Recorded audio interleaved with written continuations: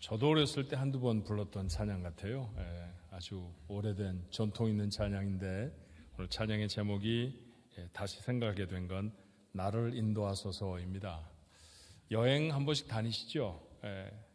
좋은 여행, 어떤 때는 실패한 여행, 누구에 달려 있던가요? 안내자에 달려 있습니다. 누가 인도하느냐에 따라서 저렴한 비용에 아주 많은 것을 재미있게 볼 수도 있고요. 안내자가 형편없으면 돈만 많이 들여서 고생만 하다가 돌아오는 경우도 있어요. 인생이라는 여행은 누가 안내자가 되어야 할까요? 주님이십니다. 그래서 오늘 찬양을 뭐라고 불렀느냐 하면 나를 인도하소서. 그렇죠? 주께서 인도하시면 복된 인생이 될 줄로 믿습니다.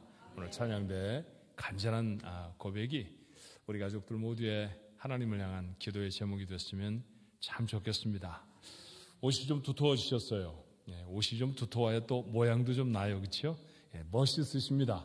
근데 좀 추워지면 감기 걸리지 않아야 하잖아요. 자, 옆에 분들하고 우리 1년에 한 2번쯤만은 인사합니다. 인사하십시다. 감기 걸리지 마십시오. 감기 걸리지 마세요. 감기 걸리지 마세요. 감기 걸리신 분은 오늘 예배 중에 하나님의 은혜로 깨끗하게 낫기를 주님의 이름으로 축원합니다. 나으시면 좋겠네요. 자, 전통적인 표현대로 조금 제가 표현이 잘못됐다 말씀을 지난주에 드렸었지만 우리가 늘 그렇게 얘기하니까 성령의 9가지 열매 그렇게 오늘 갈라디아서 5장 22절 23절의 말씀을 부르잖아요. 그래서 전통적인 표현대로 합니다. 성령의 9가지 열매 중에 오늘 6번째입니다. 양선. 양선이라는 단어 우리가 잘 안 쓰죠. 누가 양선하다 뭐 이런 얘기 잘 쓰나요? 국어사전 찾아보니까 양선하다는 말이 진짜 있더라고요. 그래서 양선하다의 뜻이 무엇인가 살펴보았습니다. 그랬더니 선하고 어질다 그렇게 정의를 했습니다. 양선이라는 말은 선하고 어진 것입니다. 보통 우리가 사용하는 말로 좀 바꿔볼까요? 우리 실생활에 쓰는 말로 바꾸면 착하고 선한 것입니다. 양선이라는 것은 착하고 선한 성품을 갖고 그렇게 살아가는 것을 말합니다. 그러니까 오늘 구원받은 사람에게 성령이 있는데 그 성령이 우리의 삶 속에서 이루시기를 원하시는 열매가 이 착하고 선하게 사는 성품, 그런 행동이라는 것이죠. 구원받은 사람의 성품은 착해야 합니다. 표현을 좀 어른스럽게 하면 선한 성품의 사람이어야 해요. 표현은 참 쉽잖아요. 착하자, 선하자 이런 얘기 우리가 아주 쉽게 또 다시 새길 필요가 없이 너무 잘 아는 말씀입니다만 오늘 이 양선, 착하다라고 하는 말은 매우 중요한 그리스도인의 삶의 모습이 되어야 합니다. 왜냐하면 이것이 구원과 관계되어 있는 태도이고 그리고 성품이기 때문이에요. 자, 마태복음 5장에는 유명한 우리의 별명을 이렇게 소개합니다. 마태복음 5장 13절로 14절에 있는 말씀이죠. 너는 세상의 소금이니 소금이 만일 그 맛을 잃으면 무엇으로 짜게 하리요. 후에는 아무 쓸데없어 다만 밖에 버려져 사람에게 밟힐 뿐이니라. 다시 말합니다. 너희는 세상의 빛이라. 산 위에 있는 동네가 숨겨지지 못할 것이라 했습니다. 자, 별명 2가지 뭡니까? 소금과 빛이죠. 한자로 소금을 염이라고 말하고요. 빛을 광 그렇게 말해요. 그래서 저 어렸을 때 친구들 중에 광염이도 많았고 염광이도 많았습니다. 빛과 소금이 되라 그런 뜻이죠. 그런 이름으로 많이 불려졌어요. 근데 여러분 소금도 빛도 쉬운 것인데 쉬운 물질들인데 그런데 그렇게 살아라 이러면 이게 좀 모호해지지 않습니까? 어떤 게 소금으로 사는 거지? 어떤 게 짭짤한 맛을 내는 삶이지? 어떤 게 빛을 비추어주는 삶이지? 이렇게 하면 좀 의문이 많이 생겨요. 아마 이 말씀 처음 들었던 제자들도 그런 의문이 생길 수도 있습니다. 어떻게 사는 것이 소금으로 사는 것이고 빛으로 사는 것일까요? 예수님이 친절하게 다시 이렇게 설명하십니다. 16절이죠. 이같이 너희 빛이 사람 앞에 비치게 하여 그들 너희 착한 행실을 보고 하늘에 계신 너희 아버지께 영광을 돌리게 하라. 자, 소금에 대한 얘기도 함의하셔서 다 섞어서 다 담아서 빛으로 설명을 하시는 이런 말씀하시는 거예요. 너희가 누군가에게 빛을 비추면 그 사람이 느끼기는 뭐로 느낀다고요? 착한 행실로 느낀다는 것이죠. 그러니까 빛으로 살아가는 것, 소금으로 살아가는 것은 다름이 아니라 어떻게 살아가는 것입니까? 착하게 사는 것입니다. 이어지는 마태복음 7장까지의 말씀, 마태복음 5장, 6장, 7장, 이것을 우리가 산상수훈 이렇게 말하잖아요. 마운틴 설문, 영어로는 그렇게 말해요. 예수님이 산 위에 올라가 앉으셔서 말씀을 전하셨다. 사실은 한 번에 다 하신 말씀 같지는 않고 마태가 워낙 이렇게 주제별로 모으는데 아주 탁월한 사람입니다. 동전 모으던 습관이 있어서 그랬나 봐요. 그의 직업이 원래 세리 아닙니까? 그래서 예수님의 설교도 주제별로 잘 모아두었는데 그리스도인으로 어떻게 살아가면 좋을지에 대한 이야기를 모은 것, 그것이 바로 산상수훈 마태복음 5장과 6장과 7장에 기록된 말씀입니다. 그런데 말이죠, 5장에서 너희들의 별명은 소금이고 빛이다, 그러니 착하게 살아야 한다, 이렇게 말씀하시잖아요. 어떻게 사는 것이 착하게 선하게 사는 것인지 이후의 말씀을 동원해 가르치고 있는, 착하게 사는 삶의 실제를 언급하신 말씀이 바로 이 산상수훈이다라고 요약해도 절대 과장된 게 아닙니다. 어떤 말씀이 그 가운데 담겨 있는지 좀 기억하시죠? 형제에게 노하지 않는 것입니다. 살인하지 말라 이렇게 들었지만 살인은 고사하고 화도 내서는 안 된다, 이런 말씀이잖아요. 그렇죠? 간음하지 않아야 합니다. 왜 그럴까요? 간음은 좀 지저분하고 형편없는 것이기 때문에 그럴 수도 있습니다만 간음이야말로 배우자에게 행하는 가장 못된 행동이기 때문에 절대로 하면 안 됩니다. 원수를 사랑하는 것이고요, 비판하지 않는 것입니다. 원수를 사랑하라, 대단히 어려운 말씀이죠. 어떤 설교자는 성경 전체 중에 가장 실천하기 어려운 말씀이 바로 이 원수를 사랑하라 라는 것이다 라는 말을 했어요. 저는 심정적으로 동의가 됩니다. 비판하지 않는 것, 그것도 참 쉽지 않잖아요. 이게 얼마나 재밌는 일인데 누군가를 막 비판하고 누가 그랬대 저랬대 이런 얘기하면 정말 시간 가는 줄 모르지 않으세요? 그렇죠? 그렇게 재미난 일을 하지 말라 그렇게 말씀하십니다. 절대로 쉬운 일이 아닙니다. 그래서 이 쉬운 일을 쉽지 않은 일을 하려고 하면 어떤 우리의 다짐이 필요하냐 하면 하나님 앞에 기도해야 한다는 거예요. 하나님을 도와주셔야 한다는 것이죠. 그래서 마태복음 5장, 6장, 7장 중에 이 석 장 중에 한 장은 오롯이 기도에 대한 이야기입니다. 마태복음 6장은 기도의 말씀이죠. 자, 그리고 나서 결론이 무엇일까요? 마태복음 7장 17절의 말씀에 이렇게 말씀하십니다. 이와 같이 좋은 나무마다 아름다운 열매를 맺고 못된 나무가 나쁜 열매를 맺나니. 자, 좋은 나무라고 우리말 성경이 번역한 그 좋은이라고 하는 단어가 지금 우리가 생각하고 있는 갈라디아서 5장 22절의 양선, 선하고 착한 것이라고 번역했죠. 그 말씀과 꼭 같은 단어예요. 그러니까 좋은 나무가 맺는 아름다운 열매는 착하고 선한 열매를 뜻합니다. 굳이 과수원집 아이가 아니라고 할지라도요, 우리는 어떤 나무는 좋은 열매 맺기에 실패한다는 것을 압니다. 과수원의 나무가 많아도 모두가 다 튼실하고 맛있는 열매만 맺는 것은 아니잖아요. 그렇죠? 이 나무의 사과는 참 맛있는데 저 나무의 사과는 맛이 없어, 뭐 이런 거 있잖아요. 우리가 봄이면 한 번씩 가게 되는 체리 피킹, 체리가 많이 열려서 그것에 따먹는 건 다 공짜고 담아오는 것만 돈 내는 그런 푸짐한 잔치, 우리 사는 곳 시골들에서 열리지 않습니까? 가보면 똑같은 땅에 심겨진 나무인데요, 이 체리나무의 맛하고 저 체리나무의 맛이 달라요. 맛있는 체리나무에서 체리를 따서 담아오지 않던가요? 예, 그렇습니다. 모두가 다 같은 곳에 심겨졌다 할지라도 어떤 나무의 실과는 아름다운 열매가 될 수가 없는 것이죠. 아마 그럴 수도 있지, 아마 그렇게 생각하실지도 모르겠습니다만 주님이 말씀하신 결말은 사실은 우리가 이렇게 쉽게 신앙할 수 있는 얘기는 아닙니다. 대단히 두려운 말씀이죠. 자, 7장 19절의 말씀은 이렇습니다. 아름다운 열매를 맺지 아니하는 나무마다 찍혀 불에 던져지느니라. 다음번에 좀 맺을 거야, 이런 게 아니라는 거죠. 찍어서 불에 던져버리겠다, 없애버리겠다는 말씀이에요. 자, 이어지는 말씀 이해하지 못할까봐 다시 이렇게 주석을 다셨을까요?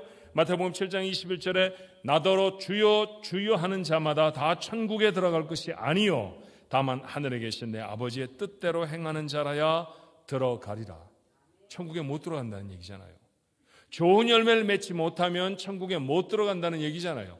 좋은 열매가 무엇이었습니까? 착한 행실이었습니다. 자, 다시 정리하면 이런 얘기입니다. 착한 행실로 살아가지 않으면 천국에 못 갑니다. 누구의 가르침입니까? 주님의 가르침입니다. 제가 여러분에게 드리는 말씀이 아니에요. 주님이 우리에게 그렇게 말씀합니다. 착하게 살지 않으면 천국은 그 사람과 전혀 관계가 없는 것이다. 따는 그렇죠. 천국에 갔는데 못된 사람이 있으면 그게 천국이겠습니까? 다 착한 사람이어야 천국이죠. 그러니 천국은 착한 사람들의 곳이어야 하는 게 맞습니다. 마태복음 25장에 이르르면 다른 복음서가 적지 않는 말씀인데 양과 염소에 대한 이야기도 있습니다. 주님이 마지막 때 모든 민족을 양과 염소로 구분하신다는 것이죠. 자, 여러분 폰에서 보시기에 오른쪽에 그쪽에는 양을 두신다고 하셨고 하나님의 나라에 들어갈 자들입니다. 그렇지만 왼편은 어떻습니까? 그것은 염소가 서 있는 곳이고 지옥행 사람들입니다. 자, 그런데 이 구분의 기준이 뭘까요? 마태복음 25장 35절로 36절은 이렇게 말해요. 내가 줄일 때 너희가 먹을 것을 주었고 목마를 때 마시게 하였고 나그네 되었을 때 영접하였고 헐벗을 때 옷을 입혔고 병들었을 때 돌아보았고 옥에 갇혔을 때 와서 보았느니라. 자, 이 말씀을 듣고 오른편에 서 있는 사람들이 어리둥절했습니다. 주님께 그런 대접을 해본 적이 없었기 때문이죠. 자, 그때 그들에게 주님이 이렇게 대답하세요. 마태복음 25장 40절의 말씀에 임금, 이분은 다시 오실 주님이 왕으로 오실 것이니까 아예 임금이라고 표현합니다. 임금이 대답하십니다. 이르시되 내가 진실로 너희에게 이르노니 너희가 여기 내 형제 중에 지극히 작은 자 하나에게 한 것이 곧 내게 한 것이니라 하셨습니다. 작은 자, 별 볼 일 없는 사람이라는 뜻이죠. 그래서 지나쳐가도 별로 특별히 기억도 나지 않을 바로 그 사람입니다. 그런데 그런 사람 하나에게 그저 스쳐 지나가지 아니하고 행하였던 착한 행동, 그것이 곧 주님께 한 것이라는 거죠. 그들이 만약 그 지나가던 사람들, 그 작은 자, 아무렇지도 않게 취급해도 그만인 사람들에게 착한 행실을 했다고 하면 그것 때문에 그들은 천국에 들어갈 수 있다 말씀하셨습니다. 왼쪽에 세워진 사람들, 지옥에 던져질 사람들도 의아하기는 마찬가지였어요. 도대체 주님이 언제 그런 어려움에 처하셨습니까? 저희가 알았다고 하면 저희도 가만히 있지 않았을 거예요. 우리가 도대체 언제 주님을 박대했습니까? 그들을 향한 주님의 대답은 같았어요. 자, 45절의 말씀에 이에 임금이 대답하여 이르시되 내가 진실로 너희에게 이르노니 이 지극히 작은 자 하나에게 하지 아니한 것이 곧 내게 하지 아니한 것이니라 하셨습니다. 저 지나가는 사람 하나에게 선행을 베풀지 않았던 것, 그것이 버림받은 이유였어요. 누군가 이름도 모르는 사람, 아무렇지도 않게 지나쳐갈 수 있는 사람에게 선행을 베풀지 않은 사람은 천국에 못 간다는 뜻이잖아요. 그렇죠. 그리고 그들에게 정말로 선한 행동을 하고 귀한 것을 나누었다고 하면 그것 때문에 그는 천국에 갈 수 있다라는 얘기입니다. 자, 먼저 오해부터 좀 바로잡아야 하죠. 오해는 하지 않으셔야 합니다. 구원은 착한 일을 하고 받는 거 아닙니다. 그렇죠. 구원은 무엇로 받는다고 했나요? 은혜로 받는다, 믿음으로 받는다 그랬습니다. 믿음이라고 말해도 그 믿음이 내 것이 아니라 원래 하나님 것이었는데 우리에게 선물로 주신 것이라고 했으니까 오늘 성경이 말하는 모든 이 진술들을 다 동원해도 구원은 무엇으로 받느냐 하면 하나님이 주셔서 받는 것입니다. 하나님 마음이죠. 전적으로 하나님이 하시는 일입니다. 우리의 행위에 관련되어 있는 것이 아닙니다. 우리의 행동과는 무관한 것입니다. 그렇지만 그렇게 구원을 받았다고 하는 사람들, 그렇게 은혜를 받고 하나님의 사람이라고 하는 사람들 중에 누가 은혜를 받았는지는 한 가지 사실만이 증명합니다. 무엇일까요? 어떻게 사느냐라는 것이죠. 어떤 행동으로 살아가느냐, 삶이 그 사람이 과연 구원받을 은혜를 받은 사람인지 아닌지를 증명한다는 것입니다. 자, 마태복음 7장 20절은 이렇게 말해요. 이러므로 그들의 열매로 그들을 알리라. 겨울에 잎사귀를 다 떨어뜨려버린 나무라고 하면요, 그 나무가 사과나무인지 감나무인지 우리 잘 모릅니다. 우리 교회에 계시는 농학 박사 이장로님께나 여쭤보아야 알지 않겠습니까? 그렇지만 우리가 특별히 농학을 공부하지 않아도 이 나무가 사과나무인지 아니면 감나무인지 알 때가 있습니다. 언제인가요? 열매 시절입니다. 만약 어떤 나무가 감을 매달고 있다고 하면 그 나무를 보고 뭐라고 부를까요? 감나무, 그렇게 부릅니다. 그렇죠. 만약 배를 달고 있다고 하면 배를 달고 있는 나무를 보고 감나무인가? 이러는 사람은 없습니다. 배를 보고 나무가 아무리 비슷하게 생겼을지라도 그 나무는 배나무라고 말합니다. 그렇죠. 무슨 나무인지 알게 하는 가장 중요한 요소는 무엇입니까? 그 나무가 매달고 있는 열매입니다. 내가 과연 하나님의 사람인지, 내가 과연 천국의 사람인지 아닌지를 증명하는 가장 분명한 기준은 무엇입니까? 내가 어떻게 사느냐라는 것이죠. 내가 정말로 착한 행동으로 살아가고 있는가 하는 것입니다. 구원받은 자, 그의 삶은 그가 행하는 착한 삶, 선행으로 증명이 되어야 하는 줄로 믿습니다. 그러므로 그리스도인들 모두에게 있는 가장 자명한 숙제 중에 하나는 착한 사람이 되는 것입니다. 여러분 모두는 다 착한 사람이 되어야 할 줄로 믿습니다. 아멘이 희미한 분은 못되게 살겠다 이거예요 지금? 어떻게 이런 말씀에 아멘을 안 할 수가 있습니까? 쉬었다가 나중에 하려고 해요. 그것도 못된 짓입니다. 착한 짓을 한번 해보시겠어요? 여러분 모두는 착한 사람으로 사셔야 합니다. 맞아요. 우린 다 착해야 합니다. 그래야 하나님 나라의 백성입니다. 여러분은 모두 구원받은 사람이라고 난 믿고 싶어요. 왜냐하면 오늘 이 아침에 우리 모두가 다 하나님을 예배하고 있지 않습니까? 예배한다는 것만큼 구원받은 것의 확실한 증거도 사실은 없지요. 그렇다고 하면 우리 다 구원의 은혜를 입은 사람이라고 하면 착한 성품으로 살아가야 합니다. 하지만 우리가 사는 세상은 거칠고 악한 세상이에요. 이 세상은 착한 세상이 아닙니다. 구원받기 전에 우리의 삶도 선을 행하는 것과는 참 거리가 멀어요. 말을 한마디를 해도 남의 가슴에 콱 박히는 얘기 해주면 통쾌합니다. 기분이 좋아요. 그리고 그렇게 살고 싶어요. 다른 사람에게 다 퍼주는 것보다 뺏어서라도 내가 다 챙기면 참 좋겠습니다. 욕심이 납니다. 그렇죠? 그 욕심대로 살고 싶어져요. 그게 바로 세상이 살아가는 삶이고 구원과 아무 관계도 없었던 우리의 옛 삶이에요. 그래서 우리는 선을 행하는 게 익숙하지를 않습니다. 욕을 해도 그 앞에 예 괜찮습니다 라고 말하는 거 이거 정말로 어색합니다. 여러분 한번 상상을 해보세요. 누군가가 오른뺨을 철퍼덕 때리면 어떻게 해야 됩니까? 사냥도 어떻게 해야 됩니까? 모르셔요? 한번 나와서 해볼까요? 어떻게 해야 됩니까? 우리 보통 어떻게 하나요? 예, 여러분 어떻게 하시는지 저 압니다. 누가 내 뺨을 철퍼덕 때리면요 우통을 벗죠. 이게 어디라고? 그렇죠? 그래야 맞는 거 아닙니까?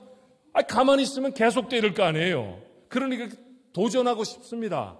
그런데 성경이 말하는 우리의 삶 착한 행동은 뭐죠? 한편 뺨을 철퍼덕 때리면 어떻게 해야 됩니까? 그걸로 되겠어요? 이쪽도.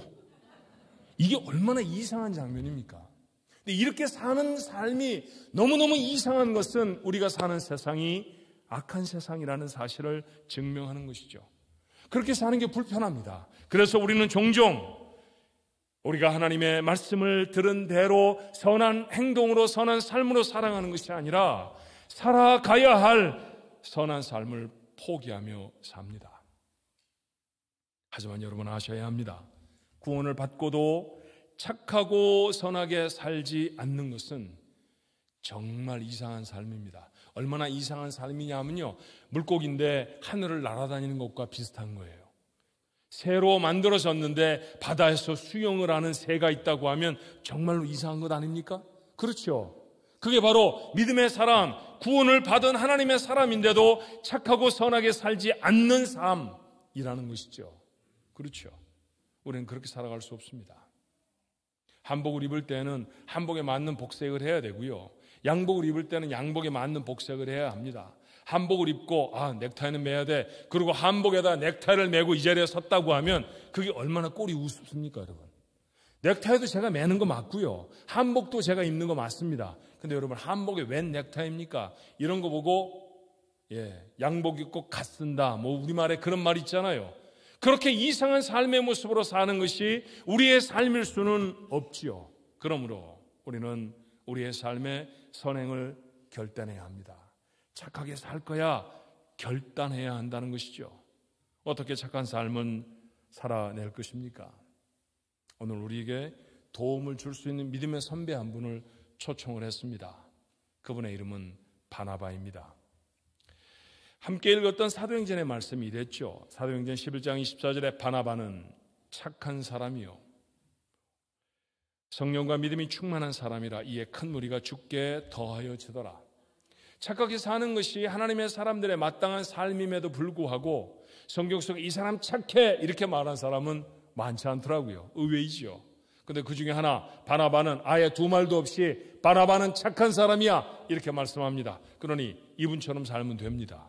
그렇죠. 이분이 어떻게 살았는지 조금 살펴볼까요? 그분이 살았던 삶을 한마디로 요약하면 첫 번째는 사람을 귀하게 여기는 삶으로 살았습니다. 바나바에 대한 성경의 첫 번째 기록은 사도행전 4장입니다. 사도행전 4장 36절로 37절에 구브로에서 난 레위족 사람이 있으니, 구브로는 지중해에 떠있는 사이프러스라고 하는 섬이고요. 그곳에 레위족, 그곳에 옮겨갔던 유대인 중에 레위 가문의 사람입니다. 어쩌면 예루살렘에 있었다고 하면 제사장이 되었을지도 모를 사람이에요. 자, 이름이 요셉이라.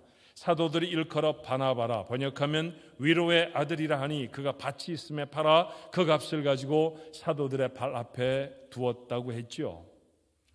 그러니 우리가 알게 됩니다. 바나바가 본명은 아니었네요. 그건 별명이었습니다.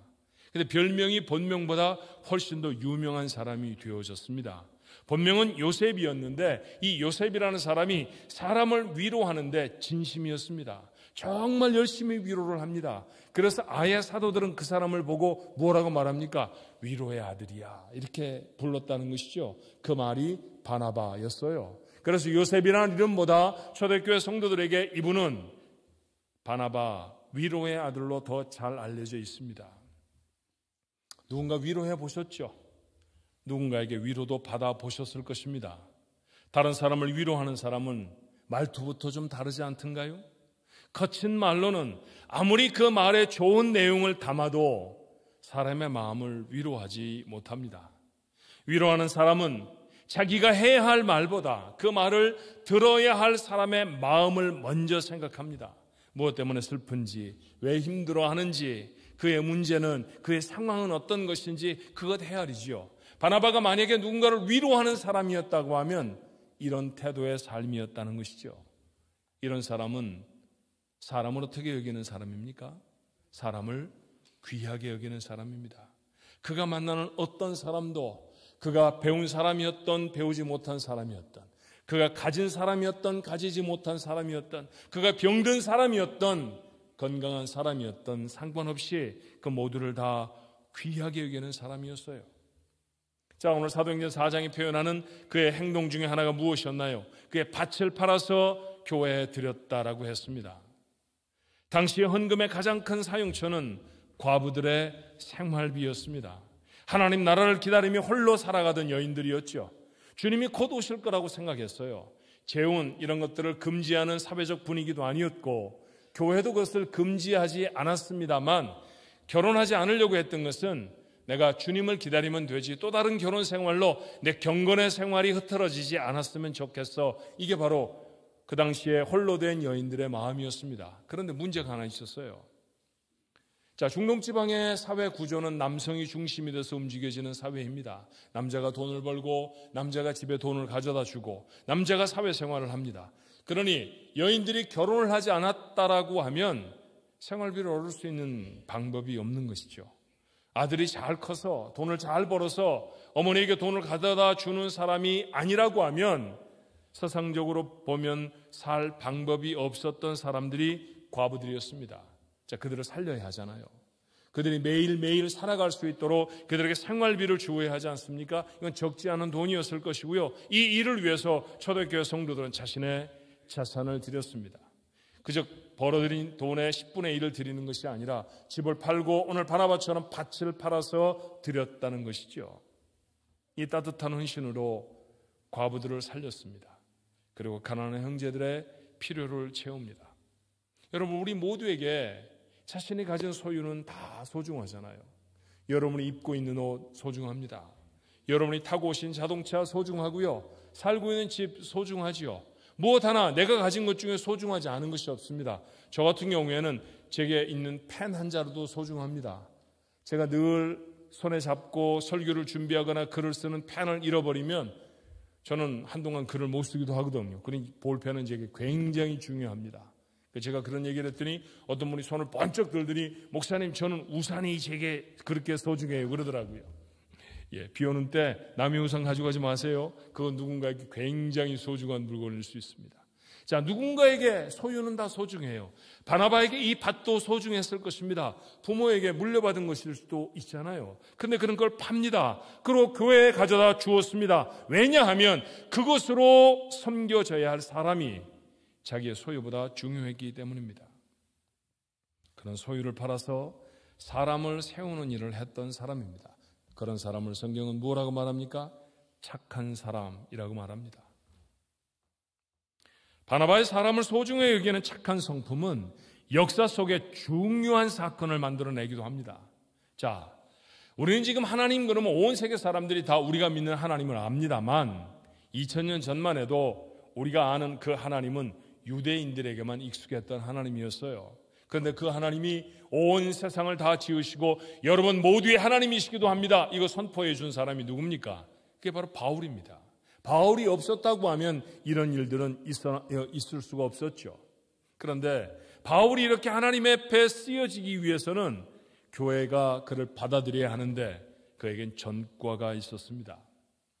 교회를 핍박해서 교회의 첫 번째 집사였던 스데반을 죽게 한데 그에겐 직접적인 책임이 있었죠. 그가 다메섹 도상에서 다마스코스로 가는 그 길에서 주님을 만나 회심을 하고 진정한 그리스도인이 되었지만 교회는 그를 반기지 않았습니다. 저 사람 회심한 거 정말 맞아? 전에 교회를 핍박하던 사람 아니야? 아니, 우리가 그렇게 사랑하고 존경하던 우리 집사님을 죽인 사람이라고. 아니, 스데반의 가족들은 과연 바울을 용납하기가 쉬웠을까요? 그는 교회 앞에 나올 수가 없었습니다. 이때 바나바가 활동합니다. 자, 사도행전 9장 27절의 말씀입니다. 바나바가 데리고, 누구를 데리고요? 바울입니다. 사도들에게 가서 그가 길에서 어떻게 주를 보았는지와 주께서 그에게 말씀하신 일과 다메섹에서 그가 어떻게 예수의 이름으로 담대히 말하였는지를 전하니라. 바울은 할 수가 없었습니다. 그런데 그 바울을 교회 앞에 세우고 사도들 앞에 세워서 제가 보증합니다. 이 사람 정말로 예수 믿은 사람입니다. 정말로 회심한 사람이고 옛 삶을 후회하고 하나님 앞에 회개했던 사람입니다. 그는 바울을 데리고 교회 앞에 설 수 있었던 사람이었죠. 바나바가 아니었으면 바울은 여전히 의심스러운 눈초리를 받으면서 괴로운 시간들을 지내야 했을 것입니다. 자, 이 사건은 이후에 어떻게 진행이 될까요? 이후에 안디옥에 교회가 세워집니다. 그리고 성도들이 열심히 예수를 믿고 교회를 섬긴다는 소식이 예루살렘에 들려졌어요. 누군가가 그들을 지도해야 할 필요가 생겼습니다. 그래서 사도들은 사람을 소중하게 여기는 바나바를 그곳에 보내지요. 요즘 말로 좀 바꿔서 말하면 바나바는 안디옥 교회 담임 목사로 총회에서 파송을 받은 것입니다. 그런데 그가 임지로 가던 중에 특별한 일 하나를 합니다. 사도행전 11장 25절로 26절이에요. 바나바가 사울을 찾으러 다소에 가서 만남에 안디옥에 데리고 와서 둘이 교회에서 1년간 모여있어 큰 무리를 가르쳤고 제자들이 안디옥에서 비로소 그리스도인이라 일컬음을 받게 되었더라. 바나바는 부임하며 일부러 먼 길을 돌아서 바울의 고향이었던 다소에 들렸습니다. 다소가 풍경이 아름답기 때문인가요? 다소에 맛집이 많아서입니까? 아니었습니다. 그가 그곳을 방문했던 중요한 하나의 이유는 그곳에 바울을 만나야 하기 때문입니다. 그 바울을 다시 불러서 자신의 동역자로 삼기 위함이었습니다. 예수를 만난 지 10여 년이 되도록 자신이 지었던 잘못과 자신이 살아봤던 배경 때문에 교회 앞에 온전히 나설 수 없었던 그 바울, 그를 하나님의 일 앞으로 불러낸 사람이 바로 이 바나바라는 사람이죠. 묻혀있던 바울을 세계 선교의 주역으로 이끌어낸 사람이 바나바였습니다. 바나바가 아니었으면 온 세계의 역사는 지금처럼 바뀌어지지 않았을지도 모르지요. 사람을 소중하게 생각하는 사람은 그 사람에게 담겨져 있는 가능성을 봅니다. 그리고 그 사람을 위해서 길을 열어주는 사람이 됩니다. 사도행전에는 바나바와 관련해서 중요한 사건 한 가지를 더 기록해요. 그건 마가에 대한 기록입니다. 마가는 바나바의 조카였어요. 바나바가 바울과 함께 첫 번 전도 여행을 떠날 때 동행했던 젊은이였습니다. 그런데 무슨 이유인지 소아시아 땅에 도착하자마자 그는 예루살렘으로 돌아가 버렸습니다. 중도에서 포기한 것이죠. 바울에게 이것이 좋지 않게 보였습니다. 당연하죠. 예컨대 이런 것입니다. 우리가 아그라에 가서 이 복음을 전하기 위해서 이제 다음 주부터 준비를 하고 훈련을 할 것입니다. 아그라에 가기 위해서는 비행기를 여러 번 갈아타야 해요. 인도의 델리라고 하는 수도에 도착해서 그곳에서부터 다시 교통편을 사용해 아그라까지 한 서너 시간 정도를 가야 합니다. 그런데 누군가가 예, 목사님 따라가겠습니다. 이러고 선교에 동참했던 사람이 델리에 도착하자마자 목사님 전 집에 가야 되겠어요. 그리고 가버렸습니다. 그럼 얼마나 제 마음이 허망하겠습니까? 지금 그런 허망함이 바로 이 바울의 마음이었다는 것이죠. 자, 그가 돌아간 이유에 대해서 성경은 여러 가지로 배경을 생각하며 말씀을 합니다만 성경은 구체적으로 말하지 않으니까 우리가 생각할 뿐입니다. 어떻든 그는 선교지에서 중도 이탈한 사람이었어요. 이후에 다시 그 선교지를 방문하려고 할 때 삼촌이었던 바나바는 다시 마가를 데리고 가자고 청합니다. 자, 사도행전 15장 37절로 38절이에요.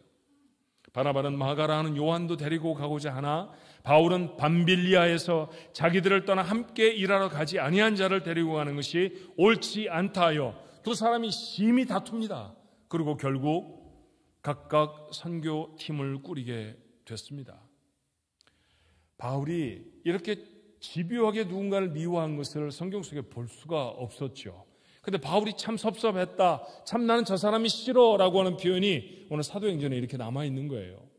그렇지만 삼촌에서 거두어짐을 받아 다시 선교지에 갔고 복음을 전했던 마가 얼마나 놀랍게 변화되는지 아십니까? 바울은 자신의 마지막 편지에서 바울입니다.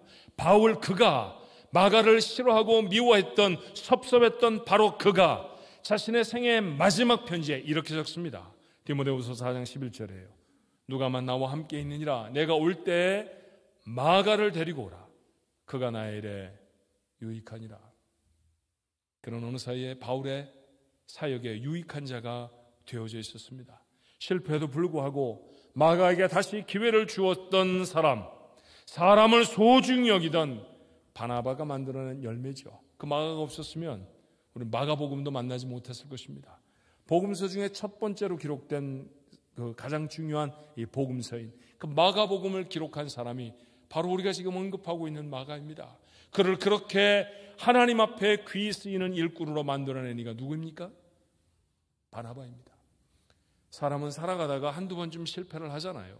그런데 그 실패에도 불구하고 그를 믿어주고 그를 격려하는 사람 사랑하는 사람이 합니다. 바나바가 그런 사람이었다는 것이죠. 그런 성품을 가진 바나바를 성경은 착한 사람 그렇게 말합니다. 바나바는 사람에게만 진심이었던 것은 아니었습니다.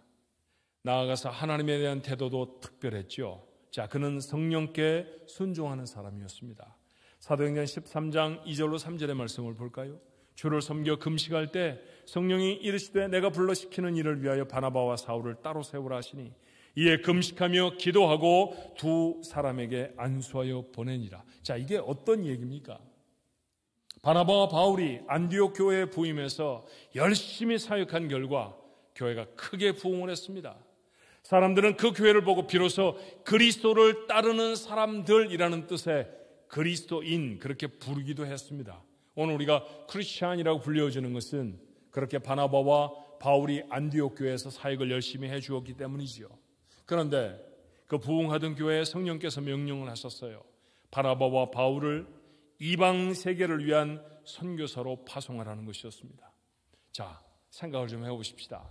말씀드렸던 것처럼 안디옥 교회 담임 목사는 지금 바나바입니다.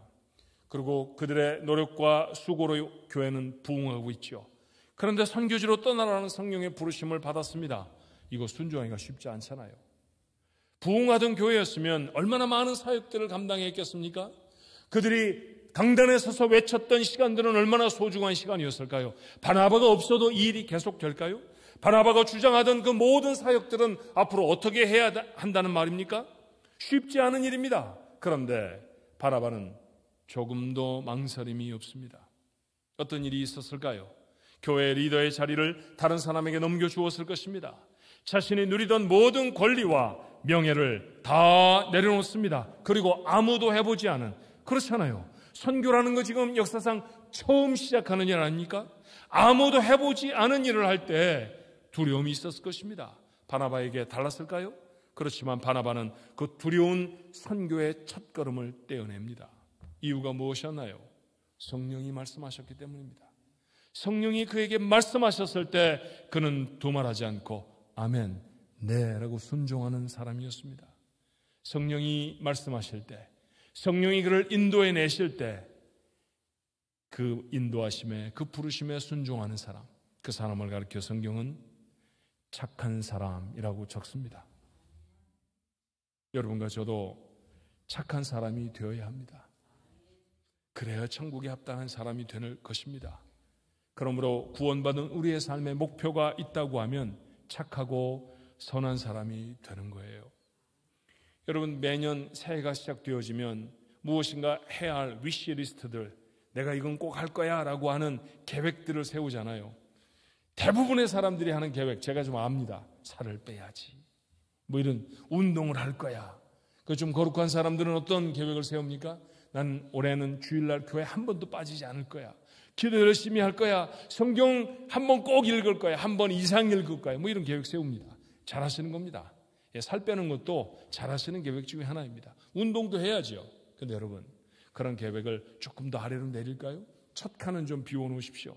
우리 모두에게 공통적으로 첫 칸에 세워져야 할, 첫 칸에 담아야 할 계획이 있다고 하면, 우리가 하나님 나라 가는 날까지 매해 매번 다시 반복해야 된다고 하면 그곳에 이렇게 써야 합니다. 착하고 선한 사람이 되자. 여러분, 그게 우리 목표여야 합니다. 착하고 선한 사람이 되는 것입니다. 기회를 놓쳐서 아멘을 또 여전히 못하신 분이 많이 계시겠지만, 두세 사람만 착하고 선한 사람이 되겠다고 작정하는 건 아닐 거라고 그렇게 제가 믿어도 되지요? 나머지는 그냥 그 자리에 있겠다고 하는 건 아니잖아요. 그렇죠? 맞아요. 착하고 선한 사람이 되어야 합니다. 어떻게 착하지 않고 하나님의 나라의 사람일 것이며, 어떻게 선한 일을 행하지 아니하고 하나님의 구원을 받은 사람이라고 세상 앞에 우리를 증거하겠습니까?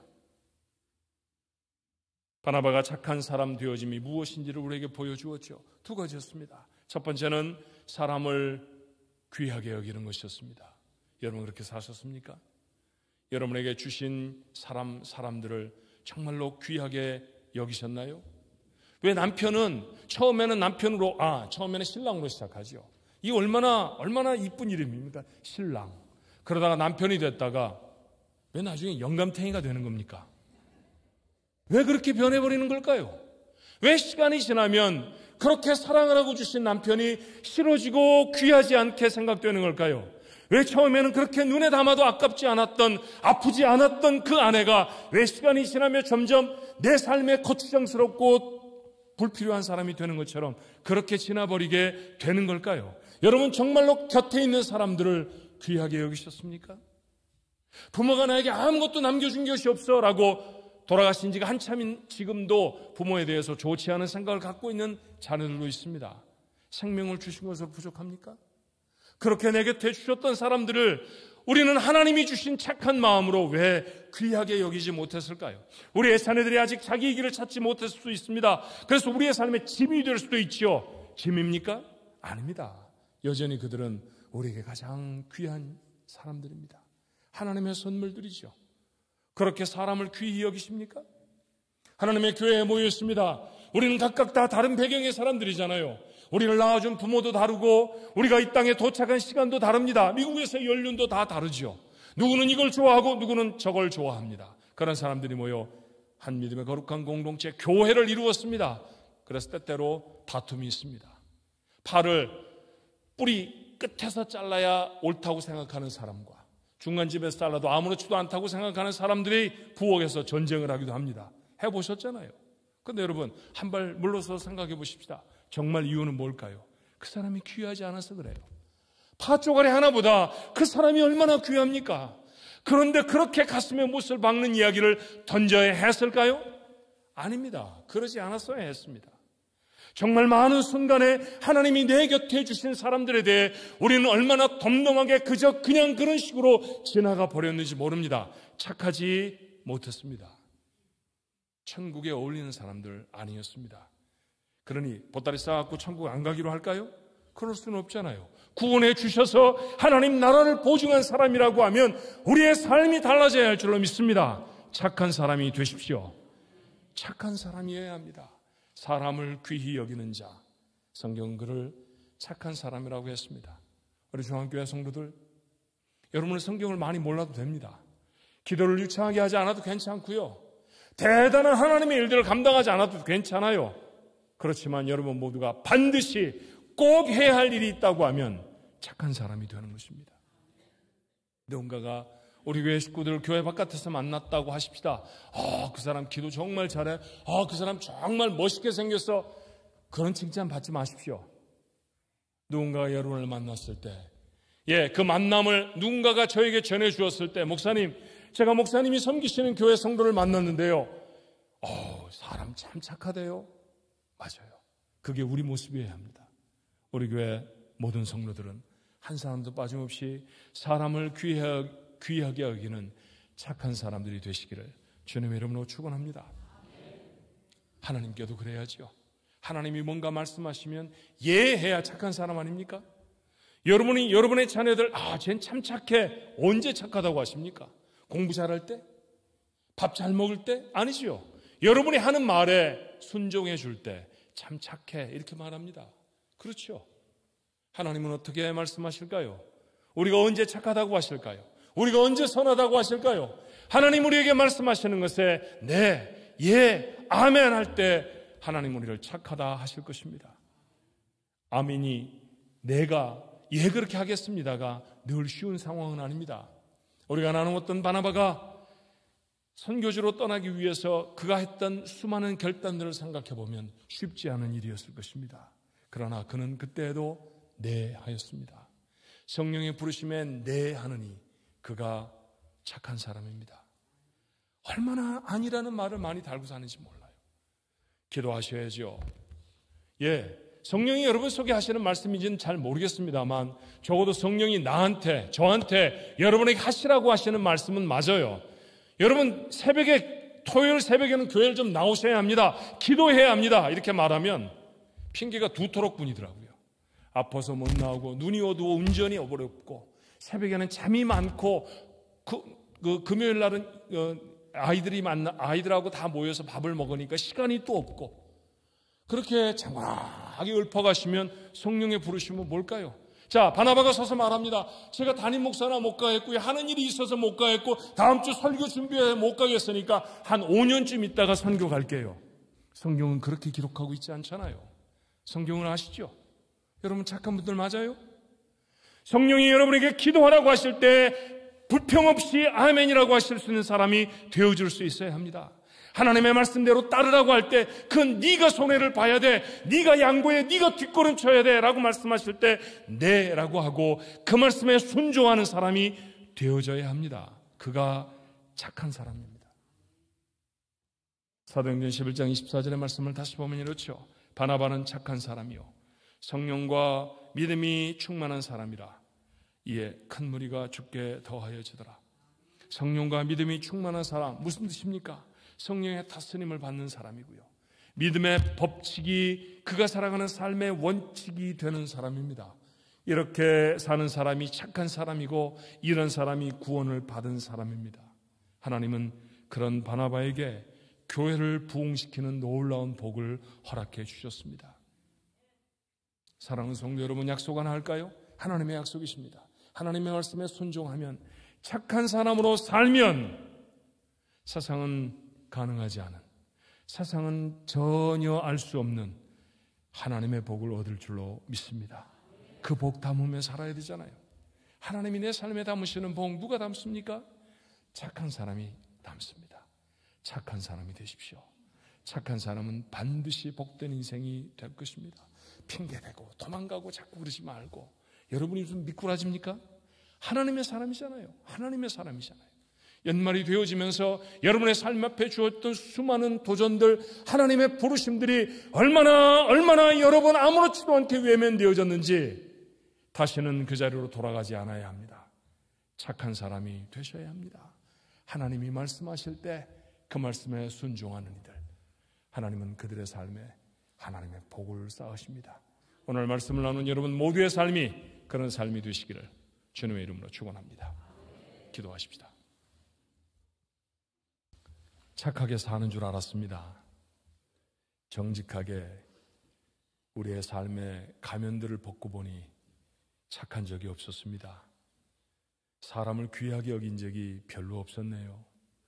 함께 사는 남편도 아내도 자녀도 부모도 귀하게 여기지 않았다고 하면 하나님의 교회에서 만났던 사랑하는 성도들 귀하게 여기지 않았었을 것입니다. 어떻게 그렇게 말을 함부로 했었는지, 그 말을 할 때 저희들의 혀를, 입술을 주장하였던 이는 분명히 하나님은 아니셨습니다. 하나님 그리 살면서 천국이 제 것이라고 언감생심이라는 말 아닙니까? 하나님 그럴 수 없습니다. 이런 사람은 천국의 사람일 수 없습니다. 그러니 어떻게 해야 할까요? 삶을 바꾸게 도와주옵소서. 성령이 다스려 주시옵소서. 하나님 사람 귀히 여기는 눈으로 우리의 눈이 바뀌어지게 하시고 우리의 말들이 달라질 수 있도록 하나님 도와주옵소서. 아버지, 누군가의 마음을 살피고 그들의 형편을 돌보아주고 그들을 보듬어주고 그들을 안아주는 사람, 그게 바로 착한 사람의 모습 아닙니까? 바나바가 그렇게 바울을 끌어안아 세계적인 복음 전파자의 모습이 되어지게 했고, 젊은 마가를 그렇게 품에 안아서 하나님의 일들을 멋지게 감당하는 유능한 아버지 하나님의 사역자가 되었습니다. 하나님, 우리가 우리의 마음에 담아야 할 사람들은 누구입니까? 우리의 곁에 세워지는 사람들, 그들 하나하나에게 정말 좋은 태도로, 정말 착한 모습으로, 사람 귀히 여기는 자의 모습으로 서게 해 주시옵소서. 성령님 저에게 말씀하십니다. 이건 네가 해야 한다. 이번에는 도망가지 마라. 이렇게 하는 것이 내가 원하는 삶이다. 얼마나 많이 고개를 도리저었는지 모릅니다. 그리고 도망가고 안 하고 핑계대고 다른 것들로 우리의 삶을 채웠던 적이 얼마나 많았는지요. 그런 착하지 못한 삶을 용서해 주옵시고 오늘 이 시간 이후로 성령이 우리에게 말씀하시면 네 하겠습니다. 아멘 하겠습니다. 아버지 하나님, 비록 아멘 하기 어려운, 네 하고 따라가기 어려운 상황이라 할지라도 길을 쓰고 그 자리에 서면 하나님이 주시는 놀라운 복이 우리의 것일 줄로 믿습니다. 하나님 그 복으로 충만한 인생, 그렇게 착하게 살았더니 하나님이 채우시는 복을 세상에 증거할 수 있는 사람들, 우리 가족들 모두가 되도록 주님 도와 주옵소서. 예수님의 이름으로 간절히 기도하옵나이다. 아멘.